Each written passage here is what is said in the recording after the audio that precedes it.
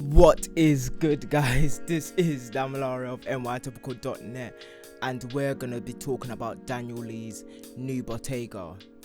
I want to really speak on how Bottega was founded, who it's founded by, possibly maybe just have the names on the screen or something like that. But I really want to get into the meat and potatoes. But with doing that, you obviously have to talk about who Bottega is. I don't know whether a lot of people watching this would know, so just for the sake of it, I'm gonna go through a little 1-2 things over here.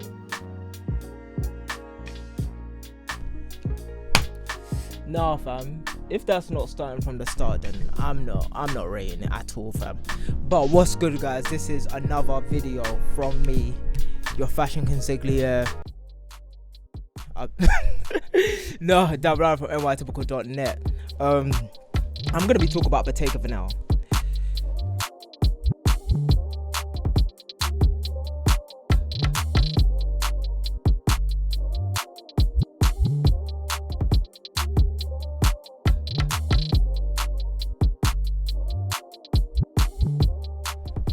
So simply put, right, look, I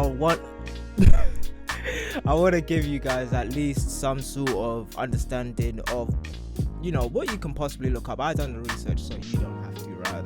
So I believe his name is Michele, right? No, okay, wait. I'm gonna be talking about Bottega Veneta. My problem with these type of videos, like before we get to the real juicy meat and potato part of the video, right, where I get to talk about what I want to talk about, is the fact that these are just plain facts. I want to really buckle down, so really come on the ride with me, okay? Because, you know, let's just have fun with this, because this is just facts. We're only going to talk about facts for now, and then we're going to get into, you know, just my thoughts on Daniel Lee's new Bottega, which is quite interesting to me. Like, when I first started deciding to do this video, I saw Bottega. I was like, that's all right, you know, that's cool, and all of this stuff, and I was really not. Yeah, I think I could say impartial, right? Because it's another luxury house. It's with Kering. It's all of this and all of that. But as I got to researching and getting into it, seeing the ad campaign, seeing what Tomas did, seeing the inception of Bottega, I got quite intrigued by it, right? However, when you're doing a video, or even when I'm just talking about something, I don't want to just go into it and just, like, you know, no lube it. I want to actually, you know, let's kind of just have this little discourse a bit. But let's just get into it.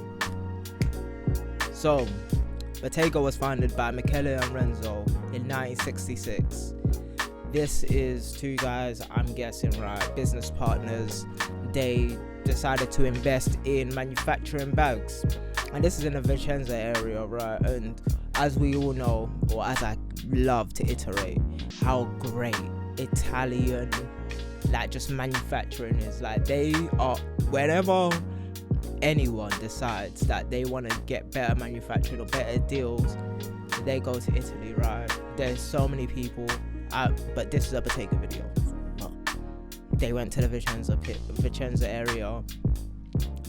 But the problem about the Vicenza area is, like, it's known for ready to wear. The manufacturing facility was ready to wear, and they are making leather goods, so they run into a problem. So this is leather goods with clothing sewing machines, and as we know, leather is thicker than, you know, just plain simple fabric. So they had to really innovate and get into just understanding something new, and with that they found invention, and that invention was the Intrecciato, right? So it's the weave and then the sewing, and then it come up with this great motif that they ended up having, which ended up being really popular for them. And, you know, in the early 70s they even had an ad campaign, which is when your own initials are enough, and all sorts. So it was actually a banging success. They became international. And when you think about actually this period, you think about just all of the color, all of the finesse, all of the, like, just, you think about Roberto Cavalli, you think about who else is there, fam? Oscar de la Renta, thank God. Oh my days, fam. You just think about a bunch of like really colourful people that decided to make clothes around that time. You think about Stephen Burrows. So when you have Bottega, which is just fine, like high craftsmanship, leather goods, you get something different. And they cut through the noise and became popular with the people, and celebrities had them. And like really and truly, the only picture that I could find was Andy Warhol with a shoe to his face. So it's much like, you know, Fat Joe's licking the bottom of a trainer, but you know, let's have a side by side of that and see what happens. But yeah, so they cut through the noise, but later Michele left, and then Renzo left, and then Michele's former wife, she took over the house, and she like found a Motledo. That's like, I believe that's what her name is, right? And then that's when Bottega started getting a bit bouncy, right? It started getting a bit bouncy. They were kind of going up and down, figuring out who they were. They had a little bit of an identity crisis, right? And just in the 90s, they almost decided, well, actually they just gave into trends as it's written, right? This is not me, this is history, right? As it's written, they gave into trends, and then they started following all of these trends, you know, just like Logomania today and how they cut through that. They are not that, right? Bottega is what I found out was called stealth wealth. Like, I don't know what our generation calls it, but stealth wealth is obviously in the two words, hidden wealth, and it became really big for Bottega. And when I actually think about it, and you think about the fall of all of these, like, just people who are not super rich, no, you think about the fall of the dictators and what even the period in Italy at that time was, and you think about the mafia and all of this, like, you don't want to show off, and all of the super rich, you don't want to show off, and even then the stock market crashes later on, and all of these things, the dot-com bubble, all of these things happen, right? So and even in 2013 they had a showing of that. I'll get into that later. It was written in many articles about them wanting stealth wealth and how China loved that and how it was good in Japan and all of these other things. So that's what Bottega's thing was. They didn't necessarily do that. I don't have many pictures from that period. Is what it is, right? But yeah, Motledo eventually sold to Gucci Group, right? They did have one designer, I believe it was a British fashion designer, Giles Deacon. Whew. So yeah, Motledo tried in 2000 to hire Giles Deacon, right? Didn't work. Ended up sent to Gucci Group, and that's when Tom Ford hired Tomas. Tom Ford, he hired Tomas, right? And you know, Tomas is like a spectacular hire, because he was actually there for 17 years, and at a time it became Gucci Group's most successful brand, second only to Gucci. And it, like, that Bottega and Balenciaga kind of flip-flopped. So Tomas literally increased the revenue by 800%. Like, I don't even know whether, like, and this is within a 10-year period, right? So by 2012-13, it was in the billions. But yeah, Tomas like really fed into, oh, this is a bit too high up. But Tomas really fed into the stealth wealth ideology that was going on there. Especially you will see articles from back then when it was like people with money don't want to show that they have money, especially during the crash of 2008. You'll see articles even all the way up into 2013 about stealth wealth and all of these ideologies, right? I may get into it if that's what you guys want to hear about. But yeah, the stealth wealth ideology. So Bottega became super in fashion, and then it kind of fluctuated from about 15 to 18 until Tomas left, right, and then Daniel Lee came into the picture. I really want to make this clear, I did not want to slide over Tomas, right, but same way this is about the new Bottega, but I may have to make time later on down the line talking about him, because what he did was great, and I've looked at a lot of his collections as well, but this video just happens to not be about that, honestly. Tomas's successor, Daniel Lee, came in at the tender age of 32 after impressive CV where he worked for Phoebe Philo, who was also like a stealth wealth advocate, and then thereafter Margiela, who's also like in the Margiela house, right, and then Balenciaga for a little bit. Like, main point, he was appointed the Bottega creative director. So many people talk about Daniel Lee's new Bottega. It's in all of the things, like this minimalist, I forget what people call it, like this, like it's just this touted as this extremely like impressive minimalist venture, blah blah, like it's got those type of articles, right? And so here we go into the meat and potatoes of this video, right? Like, and I don't know why this smile just came onto my face, but I have been waiting for this. I have truly been waiting for this, and I've been writing this article for about 3-4 days. It's about 1,000 words, but I really just want to say from the bottom of my heart, after truly looking and experimenting with thoughts and even just staring at the work and trying to figure out where is the story here, because like Bottega technically has been done to death for the past 3 years, and you know there's some very, very good YouTube videos out about this where you can actually have someone directly talk to you about the history, go through step by step. But the main thing that I wanted to say is that Bottega Veneta is anything but minimal. It definitely is sleek, elegant designs, use uniform and utilitarian vibes, like some would say. More Prada than what Prada is doing right now. I don't know what everyone's saying, but you know what I mean. With the first thing with our thoughts, I want to disregard the pre-fall and the resort collections, right? Because I want to actually speak directly from, like, because when we talk about Daniel Lee and him building this tapestry, right, this tapestry of design, this tapestry of thought and creativity, it's definitely like better when you zoom out and look at a bunch of collections. Like, and I'll always say this, right? Look at a bunch of collections, look at the thing that's directly related to what the designer is hanging their hat on. And I also want to say, right, accessories are the most highly sold items.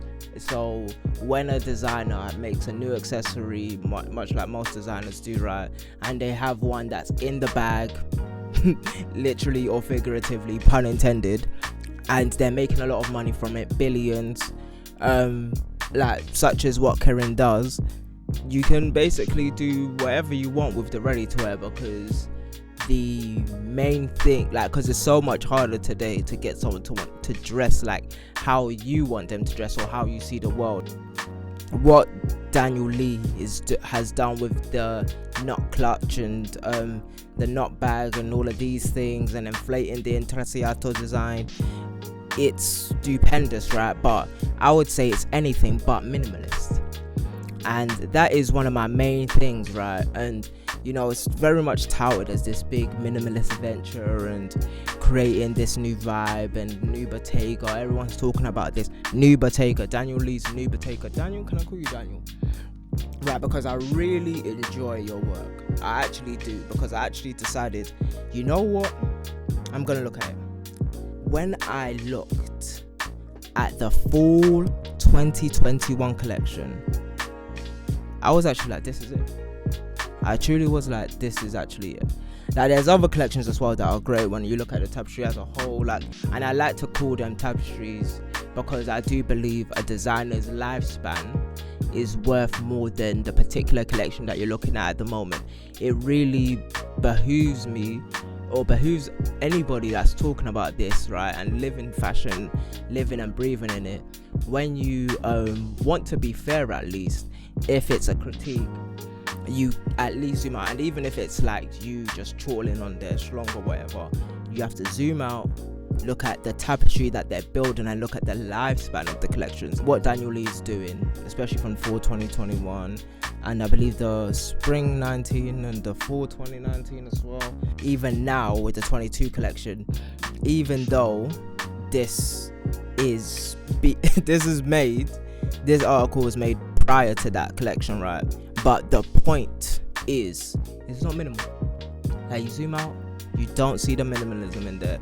I see more of an expression, dynamic, like more futurist or neo-futurist endeavor that Daniel Lee is creating with this world. Daniel, okay, I'm allowed to call you Daniel.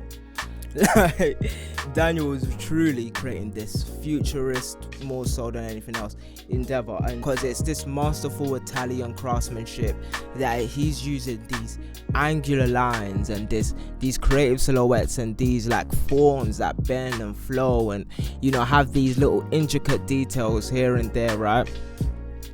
It's so sweet to see when, like, because these silhouettes, you know, they're I'll call them renovated, right? Because it's really hard to reinvent an item such as like a Macintosh jacket or a leather jacket or a Parker jacket. But when you look at what he's doing, he's renovated it, right? He's put it in not just the Bottega line, not just the Italian elegance and this masterful craftsmanship, but he's doing it with this flair. He's endeavoring to create something that distinguishes itself amongst its peers, because that's what Bottega wants. The more than anything, I would say even more than not having a logo, Bottega distinguishes itself amongst its peers. And that's what he's done with the nut collection. That's what he's done with the puddle boot. Actually, I want to take a break. I want to take a break, right? Because this puddle boot, this design, it is so sweet, right? Because I don't know why I'm speaking like this, but I'm looking at this puddle boot, right? And years ago, I was like, why does this exist? I say years, but I was like, why does this exist? I was really, and especially with the green. We'll get to the green in a second, but I was like, why does this exist? This is where I see Daniel Lee's sensibilities more than anything else. His sensibilities arrive when you look at the puddle boot, because this is his, I wouldn't say it's humor and all of these things. I would say this is very serious sensual design, because it does distinguish itself amongst his peers. And not only that, you can see his design language in this industrial boot, right? This Wellington, if you want to call it that, but let's call it the puddle boot just because it's it's respectable for him, right? So Daniel created this puddle boot, and I was like, what does this remind me of? What does this remind me of? And I was taken, right, to the space age design of the 70s, and then before, I was taken to the 1930s aerodynamic vehicles of the time. I was like, wait, hold on a second. This is, I was looking at it, I was just like, what is this? And then I looked at like the KJ Henderson motorcycle, right? And then I started looking at all other cars, and then like you can literally pick a pick one of the aerodynamic cars with the bubbles and the, you know, the lines, and thinking about, you know, because before then cars used to just like be hit by the wind, and it was this weird design, and there was this whole new engagement with car design, right? And they said, instead of cars being hit by the wind, why don't they just cut through it? So there's this ad of like the wind pulling it and not being able to hold on to the aerodynamism that is these cars. I looked at it and I was like, this is it. I was like, this is where and knowing Daniel Lee, he probably really likes cars. I feel personally he does, right? He's a proper Brit, right? He's from Bradford, right? So he's a proper Brit, you get me? Like, you see him topless, he's in a field with his guys, probably has a kind of Stella, you know, he's going about his day, living his life, going to car shows, looking at the radios, looking at these hot rods, right? These hot rods, and just saying, yes, this is true American muscle. And I heard the new collection, snap back into seriousness real quick, I heard the new collection is in Detroit, right? So it's in the industrial motor city. It's all about this, you get me? You just kind of get into the mood, you get into the nuts and bolts, you look at the cars, you lift up the hood, and you see what's inside. You see it and you love it. But the most important thing, because I was talking about the puddle boot, was just this, not slipstream, but the bubble nature of it. And then when you go into the 70s space age design, or the mid-century, I would say, more than anything, but you know, that space age design, the curvy lines, the wavy forms, and the sleekness, the serenity of the streamlined nature of it that curves round and it picks itself back up again, and all of these things. But the main thing is, as much as it's in Italian, like manufacturing, graceful, oh my days, but Italian manufacturing, and you know, this graceful, masterful Italian craftsmanship, it is this almost industrial, much like it looks like the puddle boot was made. I didn't look it up directly how it was made, but it looks like it's injection molded, right? Or at least like sandwich molded. But if it was using those techniques, it speaks more true to what it is, right? Give me a second. Daniel Lee is creating these I wouldn't say spectacles, but this tapestry that he's creating, this tapestry that is winding and threading through, is one that is simply more expressionist. It's got more of the Art Deco feel. It's got more of the aerodynamism. Like, yeah, when I think about Italian futurism, I think about dynamism of a car, unique forms of continuity in space. Like, I love when. But I just picture Daniel Lee just looking at the unique forms of continuity in space and just pondering on it and thinking about it, and he's creating these designs that are sleek and, you know, just New York futurism but make it fashion, right? Zaha Hadid did it with architecture, and he's doing it now with fashion, but there's more to it than just the sleekness and the energy that goes into it, and the ferocity and the angular nature of it all.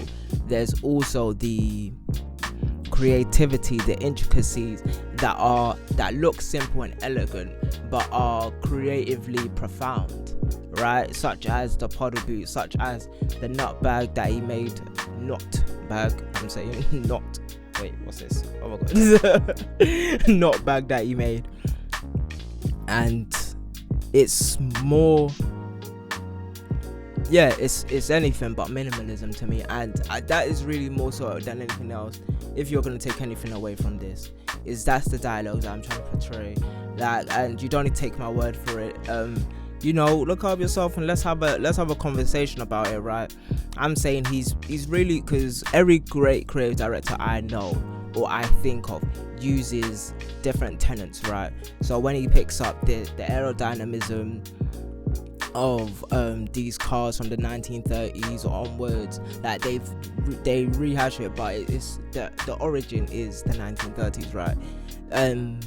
Neo-futurism or futurism, like that's around the same time. Umberto Donni's stuff as well, and Boccini, I believe, and Art Deco and all of the space age designs, etc. But when it comes down to the intricacies, like I just can't put myself to say minimalism anymore, especially even with the Phoebe Final School. Like, it's so not that.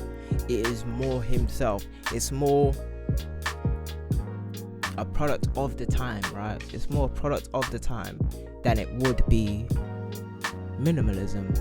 And I don't mean a product of the time as in he's designing like everybody else, but it's more today. It's more, and it's very much not the singular block colors, the color palette, all of these, which brings me to the green.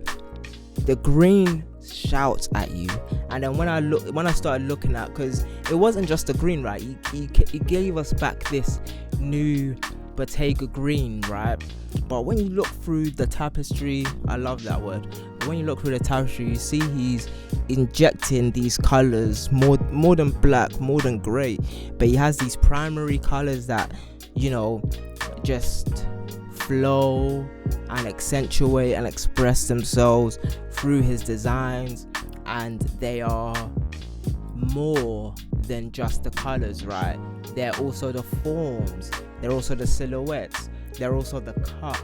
Everything he's doing, when you wrap it all into one, as much as it can look like a block color sometimes, he's using tenets of futurism, he's using tenets of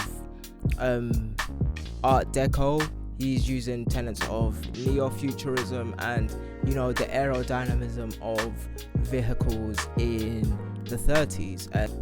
And he's also using tenets of what he learned from Margiela, Balenciaga, and Philo, right? But you don't need to take my word for it. This is just a dialogue that I'm seeing. This is a story that I saw when I looked directly at everything. I created my tapestry. I created, you know, just a list, and I have this. I may show it to everybody, but I have this like board of just the looks, and, you know, the ones that stand out, the ones that add to the sequencing, right? Because even collections are sequenced in a particular way. But I looked at all of them together, and I just felt different things that just wasn't like this. It wasn't a stoic minimalism, at least. It was this colorful, vibrant expression of oneself through the mediums, right? This, like, I wouldn't say in full it would be expressionism, but when you take that and then you put the Italian lens on it, you in some cases you get futurism, right? Dynamism of a car. And it's just this real tasteful push towards a future, because Daniel Lee said even if we're still locked in the house, I believe, I forget what the direct quote is, but he said people still need to dream, and that's what he's delivering, right? He said even if we're still locked in our house, even during this pandemic, people need to dream. And that is what I see when, like, he is truly dreaming up just a different lens. He's dreaming up the future, he's dreaming up new ideas more so than anything else. But that's me. I've been talking for some time, but I really felt this, and I really had to speak about it. But please, if you feel anything, please comment about it. I might not look, I might, who knows. But I have been Damlar of nytypical.net. Please read the article on it 100%, right? And yeah, like follow me on wherever, but more than anything else, thank you for watching this video. Peace.